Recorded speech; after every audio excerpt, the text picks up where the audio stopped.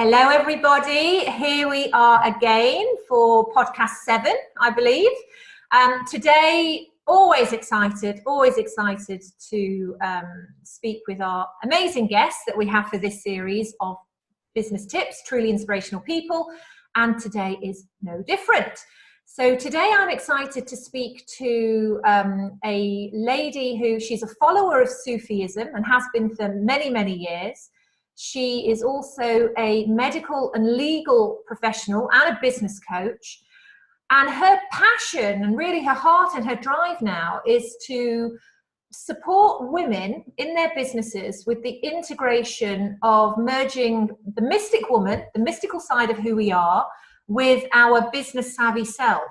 So it's not often we hear those words put together. But really with therapists, practitioners, people who are working from the heart, this guest has some key tools and tips to show us how we can merge the two, integrate the two for more success in our personal and professional lives. I must also add how we met is quite an interesting story. 3 years ago, I had my business, my journalism head on, and I'd been invited to interview a self-development teacher called Dr. Eric Pearl, who's an American professional based in LA at the Hay House Festival. And our guest was also there interviewing him and doing other amazing things. So please welcome Ruqayya. Hello, Ruqayya. Am I saying that right? Well, it's Ruqayya, but it's fine. You can say it however you like. Okay, thank you. And I'm delighted to see you today and be able to interview you. Now, you have a fascinating story. You ran a medical, legal, professional business for many, many years. However, alongside that, you have been on the spiritual path. You're very deep into your Sufism. And from that has merged this new work that you are sharing with the world now. And also leading individuals, female entrepreneurs, in order to be able to embody their female self more so. So please tell us a bit more about your story. Well, I've been in the medical profession for 30 years. I was a very ambitious young woman, and when I became a senior nurse manager by the time I was 28 of critical care units in London. And over that time, I just literally, evolved my medical profession. But when you become pregnant and you become a single mum, things begin to change. And I decided, okay, I'm a single mum, I've got a mortgage, what can I do that's going to give me that freedom to be there for the school plays and pick her up occasionally from school, or, and be a proper mum rather than doing the 12-hour corporate work, because at that time I was working as a business development manager. And I thought, no, I'm going to set up my own business. So then I started my business initially as in training and providing medical legal training. And then it became a consultancy working with families going through NHS litigation. It was actually last year that I actually decided to close that business and invest all my passion and my energy into helping women to, and some men, I've had a couple of male clients, but mainly women, to really start to understand how we can, bring more of ourselves into a business and create and design a business that works for us. So that's like juggling the children, the husbands, the cooking, the cleaning, and also how to really elevate our passion in our business to make greater abundance and joy. So I've done a little bit of a swerve, but I've literally just curated all of that expertise that I've learned, and also my own spiritual journey into Sufism. Which is a fascinating combination that you share there. And what I wanted to do was just go back a little bit. So looking at your medical legal professional, what are some of the key things that you have learned there that you're able to share through your programs now when you work with someone one-to-one? Well, I run my business for nearly 2 decades, and I didn't have a website or a business card. Amazing. And I had massive big corporate clients. I was at one point employing people. I had a number of trainers running around the country until I chose a different direction for myself. And but I did it on 3 things, which I believe are the very core feminine: collaboration, communication, and connectedness.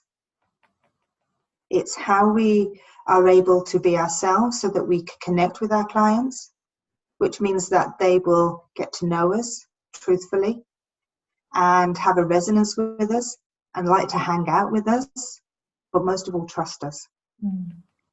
And then collaboration, it's really important, because I did an awful lot of networking. I even now, I still get calls from, advisors throughout the country asking for my advice about this, that, and the other, how to support their clients.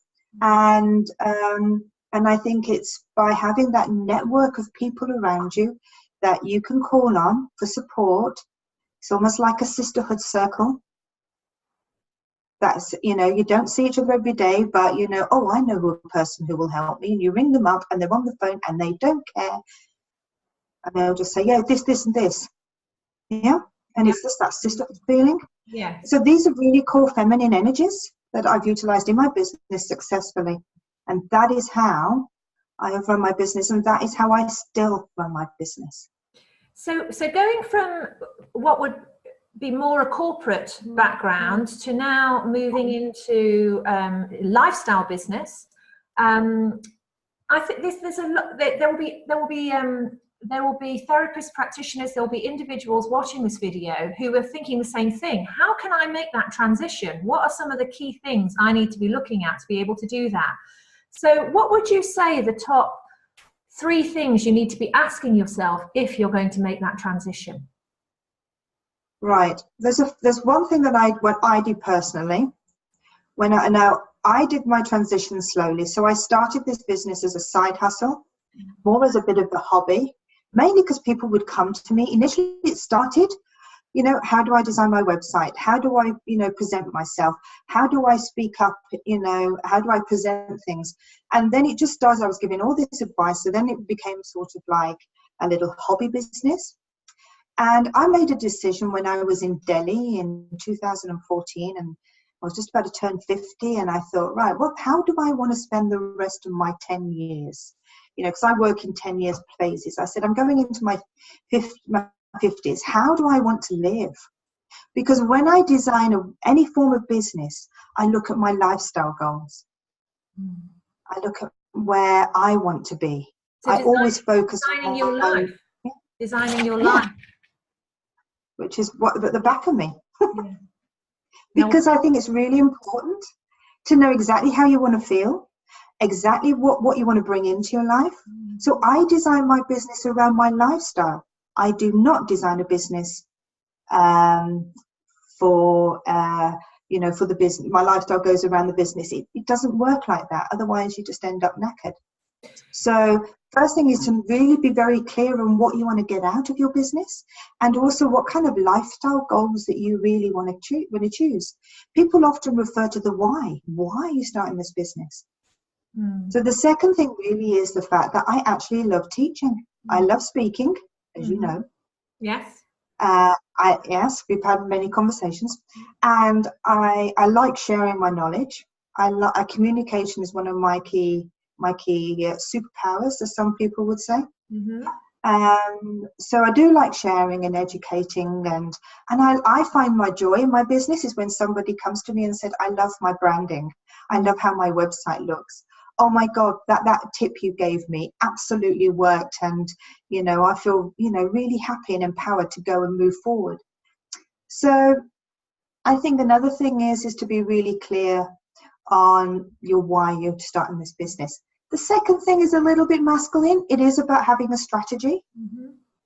Nothing works without, the magic of the feminine and the masculine, the intuition and the strategy. It is a combination of both, and it's knowing when to use either. So do have a strategy or an exit strategy.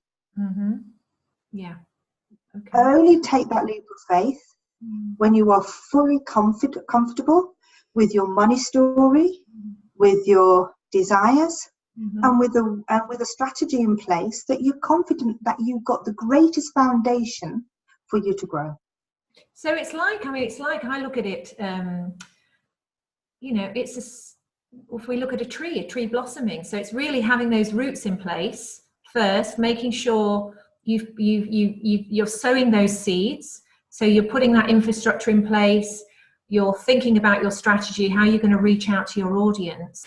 And that's before, so what you're saying is before you actually close the door on the corporate job or the other job and you move over into this area, then you would recommend that you go through all those different aspects and be clear. Now you were saying you actually made the transition quite slowly. So can you tell us, when was the moment you decided to change, and just how did that look for you if you go through it sort of step by step?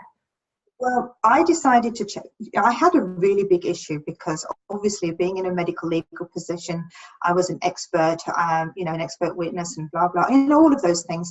And with it, it's so easy. It comes so naturally, you know. And then I also had a bulk of clients that didn't want me to, I couldn't leave because they didn't want to change advisor, or they didn't want to change, you know what I mean? I've only got 2 left, and I'm slowly saying, oh, I found someone for you. So it was a very emotionally led business, you know, because you're working with families for 6 or 7 years. You can't just drop them at the top of the hat.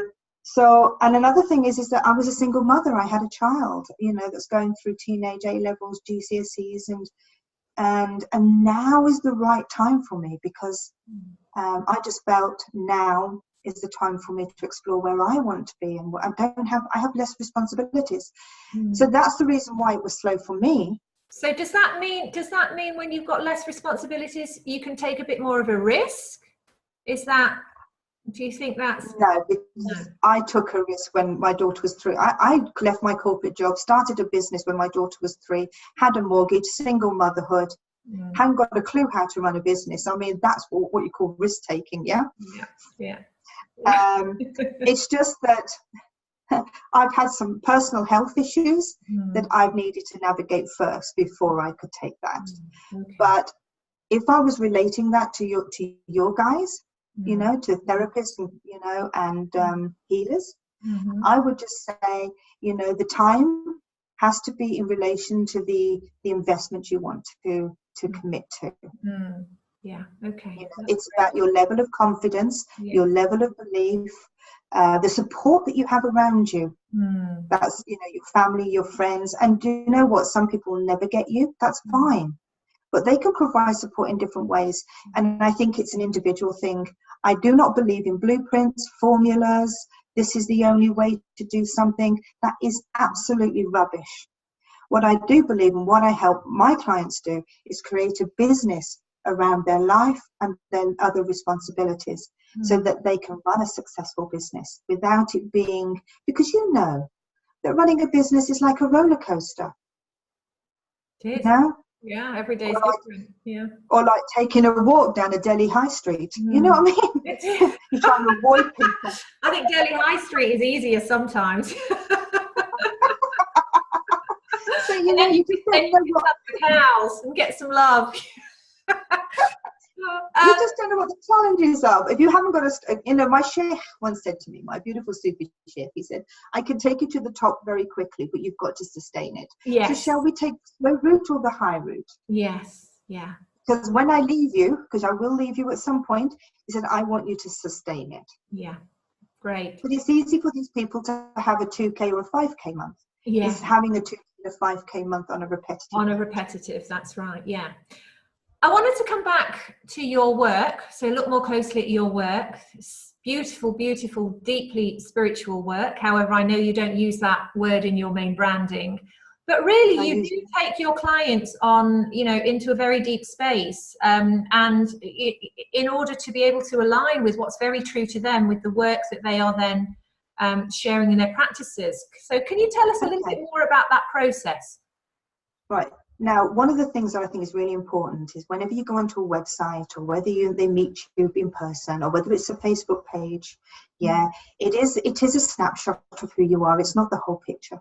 But one of the things that they must do is almost like your business is your sanctuary. I'll put that word in because I believe my business is my sanctuary. It's a place where I like to invite people in. And in that, I want them to feel at home. I want them to feel inspired, and I want them to feel loved and cared for in a way. So, so when what was the question again? Sorry, I've just got sidetracked by how do I bring my spiritual work in? Yeah. So when I've got that I've already created a sacred space for them to come into.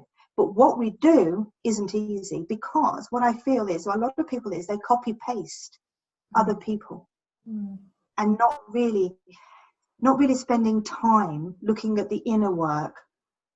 So for example, when people come for their branding with me, they want to do all the colors and the visuals, and I'll say, but what about your why, and what about your mission, and what are you creating for your clients? How are your clients going to feel the customer experience, and what is it that really is stopping you from building this beautiful business? So I do a lot of the inner spiritual work, the soul searching, to get all those little nuggets of beauty and brilliance and radiance, and help them to actually confidently show up in their businesses themselves, because that is the only way they can get their clients, not being somebody else or being nervous or anxious. And how do you, so merging the inner and the outer, so you've got the marketing aspect of how your work looks like to the outside world, but then the substance of the messages, of the content, of the programs, of the systems that you put in place. How easy is it for you to meld these two as you walk somebody through this process? I've been doing it since 2008, 2009, when I realized that when I went into a masculine meltdown, I needed to re-establish. So these systems that I share, or these way of being that I share, or the design features I share, is, I don't know, I work intuitively with my clients every time. So as a clairvoyant myself, I do get the occasional inspiration message sort of thing, and I say, I think this is going to work better for you. So, and it is, I call it fierce and flexible coaching, which means there's an aspect of being really fierce and really, really strong, but that flexibility of knowing there's movement. And each system, each strategy is for that individual. So, and it's a trial and error. It's like anything else. Everything is an experiment. But normally I put something in place that's going to work for that client, because usually small steps, then they're ready to take the next big step, then they're ready to take the next big step. So, and then it evolves. Now, getting the messages, the content, the branding right is one stage of running a successful practice, and then then it's strategy. Then it's being able to reach the audience. Do you assist in that area, or is that not part of your programs? No, that is part of everything. Everything to do with branding and running a business is about sharing your voice and making sure that your message, I call it the brand story, and make sure that your storytelling is beautiful and is authentic and is relatable and is, resonance, because when I believe in storytelling. Why? Because when we listen to a story, we're not actually listening to the story, we're actually feeling into the story from our own perspective. So if you're, for example, if one of your, was struggling to get clients, and I'll say, right, we'll have a look at your own story first, right? What's holding you back? Is it confidence to speak up on a Facebook Live? Or is it that you don't know how to communicate with your clients? So we'll work on that inner story, and then we'll get that story out. So that people then will say, oh, I saw Sunita, she's into that Ayurvedic massage. She made it sound so interesting. Do you know what? I'm going to give it a go, I said, and I might actually become a trainer myself if I like this, because there's something in her voice and the passion was coming out. And I'm thinking, do you know what? You see, then people start talking. Yeah, there's a ripple effect. Absolutely. No, it's the energy, and the energy is shared, and there's, when there's truth. The thing is, we've just got to get that out. We've just got to get that little bit of juiciness out, and also have the confidence to share it. Yeah, and that can take time. It's not everyone doesn't just jump out of bed and go, great, I want to speak to 50 people today. It's public speaking is also part of the journey in developing that when you have your own business, because you do need to go out and speak and share your message. So well, first of all, I was in LAMDA, so I was in London Music, Academy of Art. And then I've been in many leadership roles, so I've had to speak up on stage. And then I've been a teacher. So to me, it comes quite naturally. But for some, it isn't. So we're just trying to get that little level of just getting that message into, a 1 minute or a 2 minute. Or how you're going to introduce yourself. Now, that's been a big thing for me, because for years I've introduced myself as, I'm a medical legal consultant for NHS litigation. Last year, I was so proud of myself, as I said, I'm a conscious business coach for a branding stylist for conscious entrepreneurs. And, and it just came out so beautifully. I thought, I've shifted, got really excited. Brilliant. Because it's not just about saying, this is what I am. I'm an Ayurvedic practitioner. Yes. Yes, absolutely. It's almost like, I'm more than an Ayurvedic practitioner. You need to say, something. I practice Ayurvedic, and this is an amazing system. And it's an ancient system. And it helps with the well-being. So if you're feeling stressed, I have something I can. So you're changing the story. So that encapsulates. Captures the audience. Benefit. Brilliant. Love that. So I think we need to get you in to do a workshop, actually. That will be the next stage. And just wrapping up now. So I was going to ask you, one of the things with therapists is that they, they know in their hearts how they want to help people. They're very gifted in that way. However, the business side of things can be quite challenging. So to me, your courses are a perfect fit in that area, because you are taking individuals through these different stages that they need to go through. And it is a commitment. I'm totally with you there, because often what I've seen, is that in our area, therapists, practitioners, healers, they'll invest a little bit. So they'll have a go at their social media, but they won't invest in other aspects of actually developing their systems. And everything does need to flow through properly, because it's all got to be connected. What do you say there? Well, the thing is as a business coach, right, as a conscious business coach, I think from my own personal perspective I think sometimes actually investing in a business coach or investing in some form of business training to help you get the structure right, the foundation right, is worth every single penny. It's worth every single penny, because when you look at your business in a holistic way, your lifestyle, your personal goals, and business strategy and marketing strategy, and working with one person who gets you and knows you, will give you that level of structure to enable to evolve and elevate your business. I think it's vital to be surrounded by business people as well. Have that community of business mindset. But I'm going to be honest with you, I work with spiritual people a lot, and sometimes they do need to be structured. They do need to have that, because they live so much in their passions and the heart energy that they sometimes forget that they need to bring in a little bit of the masculine structure to be successful. Absolutely. And just so the programs that you run on are you running them on a one-to-one basis, Ruqayya, or are they usually I do this little thing on my website called an insight session. And I don't do things like discovery calls. I call them a little insight. What it is 15 minutes to look at what's working in your business and what's not working in your business. And then what I do then is I devise a bespoke package for them. Okay. And how can therapists get in touch with you if they want to go through this initial step with you? Well, if they want to have an insight call, they're most welcome. And it's free, so it's complimentary. And you'll find that on ruqayyadaville.com. Okay. And you'll then have to spell my name. Yes, could you spell your name, please? It's ruqayyadaville.com. Great, thank you. And then the full programs, are they listed on your site as well? I'm just my branding programs are all there. So you know, there's three levels of branding, and for different aspects of branding. The most popular is the middle one, which is called Embody Your Brand, which means live your branding. Yes. Live and breathe it. Yeah.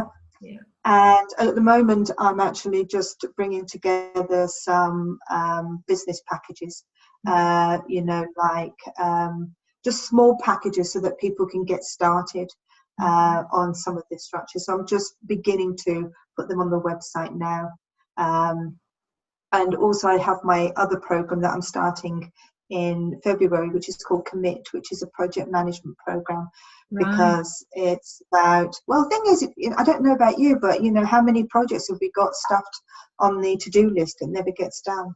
And it is about devotion and time in 6 weeks to get that done. So whether that's to get your social media, and also, you know, you've got me as your accountability buddy. Brilliant. And then just finally, Ruqayya, I must ask, you have the most amazing vision board behind you. Just the text, it's so beautiful. Tell us a little bit about this. Now, is this your vision board or is this a client's? Well, every client I work with will do one of these. Yes. Yeah, and I usually guide them through the process. Yeah. So mine says here, broken all the bonds that held me back. This is for 2019. This is my personal one. Okay. You know, because I think we're always evolving in business. We've all got little quirks that hold us back. Yeah. Prioritize pleasure. I've got here. That's so important. Yeah. I'm a great believer in being a joy seeker. I have these things that I started last year. I go on joy dates. So every month I create a joy date. I've got chilled out on a go and vibe here. And this is really looking at my lifestyle goals. These are what I want to bring in. I want to have more belief. I want more desire. I want more joy. I want more sisterhood. I want to be fierce and flexible more. Yeah. I want to expand. I want to have more fun, you know? So this, and because I love art, because I think art is beautiful. Yes. That's how I've done. Gosh, it's fantastic. I love it. Well, Ruqayya, thank you so much. I also just want to add before we say goodbye to Ruqayya is that Ruqayya is also a huge lover of India. You travel to India. I think you go every year, don't you? And you also have clients out there. Yeah. I'm going to live there. Yes. I'm going to sign, seal, delivered. This is the main reason why I've literally gone from medical legal to here, because I am going to sign on a rental property and I'm going to be a nomadic entrepreneur. It's on my board here. It's on your board, great. It's on my board, and I'm going to live in India, not just travel it, live there. This is amazing. So we're going to interview you in a year's time and see where we're at with all of that. But that is fantastic. And thank you so much for your time. And we look forward to speaking to you again. Take care. Thank you.